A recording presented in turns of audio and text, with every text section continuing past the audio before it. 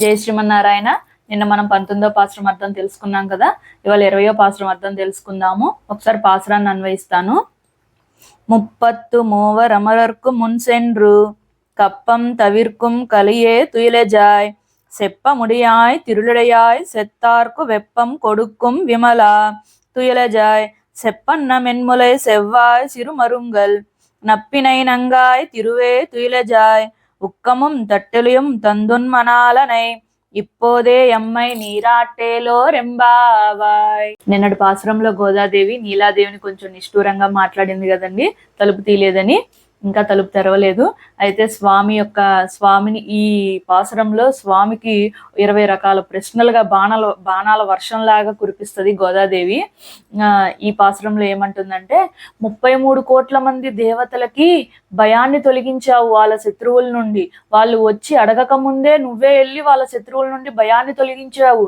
ఓ బలమైనటువంటి వాడా, నిద్ర మేల్కొనవయ్యా అని ఇప్పుడు ప్రశ్నల వర్షాన్ని కురిపిస్తుంది గోదాదేవి. 33 కోట్ల మంది దేవతలు అని చెప్పి వాళ్ళని చూసుకుంటున్నావా? మేము 5 లక్షల మంది అని చెప్పి మా మీద కొంచెం చిన్న చూపు చూస్తున్నావా? వాళ్ళు అమృతాన్ని తాగారు, వాళ్ళకి ఏమీ మరణం ఉండదు, కానీ మేము నీరసించిపోతున్నామయ్యా నీ కోసము అని చెప్తారు. ఇంకా ఏం చెప్తారంటే, నువ్వు వెళ్ళి ఏమి యాచించక్కర్లా మా కోసం. వామనావతారంలో వెళ్ళి యాచించావా ఇంద్రుడి కోసం, కానీ మా కోసం అలా ఏమి యాచించక్కర్లా, వచ్చి కూర్చుంటే చాలు స్వామి నువ్వు మాతో. నీ తిరుమేనికి మేము మంగళాశాసనం చేయడానికి వచ్చాము అని ఇలా పరి విధాలుగా 20 రకాలుగా బాణాలు సంధిస్తుందండి గోదాదేవి లోపల కృష్ణయ్యకి. ఇంకా ఆయన పరాక్రమాన్ని కూడా పొగుడుతుంది. ఆర్చవము కలిగిన వాడా, పరాక్రమము కలిగినటువంటి వాడా, శత్రువులలో భయాన్ని కలిగించేవాడా, ఓ నిర్మలుడా నిద్ర లెగవ్వయ్యా అంటుందంట. అయినా సరే లెగవలేదంట. అప్పుడు గోదాదేవి అనుకుందంట, నిన్న అమ్మని కొంచెం నిష్ఠూరంగా మాట్లాడాం కదా, అందుకని స్వామి నిద్ర లెగవటం లేదేమో, అమ్మని పొగుడుదాము అని చెప్పి గోదాదేవి అమ్మని పొగుడుతుందంటండి. ఎలా అంటే,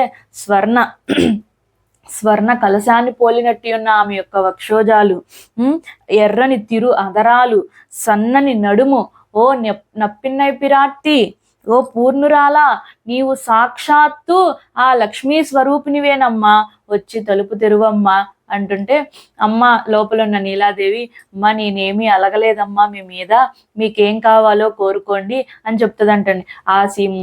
రామాయణంలో సీతాదేవి అండి 700 మంది రాక్షసులు ఆమెను హింసించినా వెళ్ళి వాళ్ళని హనుమంతుడు చంపేస్తానంటే వద్దు అని చెప్పి వాళ్ళ మీద దయ కలిగి వాళ్ళని తీసుకొని వస్తుందండి సీతాదేవితో పాటు. అంత కరుణామూర్తి ఆ అమ్మ.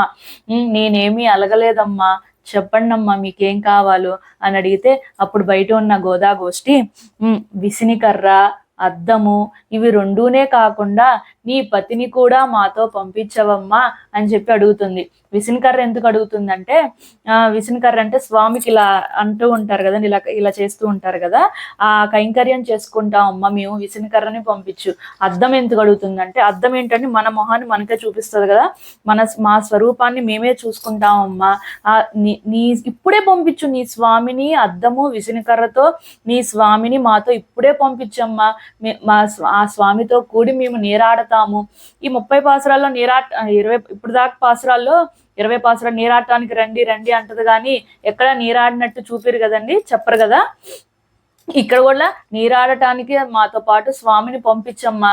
నీరాడటం అంటే స్వామి యొక్క కళ్యాణ గుణగణాలతో అండి. మేము ఆ స్వామితో కూడి స్వామి యొక్క కళ్యాణ గుణగణాలతో మేము నీరాడతామమ్మా అని చెప్పి అంటుంది. మరి రేపు పంపిస్తుందో లేదో రేపటి పాసురంలో చూద్దాము. సర్వం శ్రీకృష్ణార్పణమస్తు.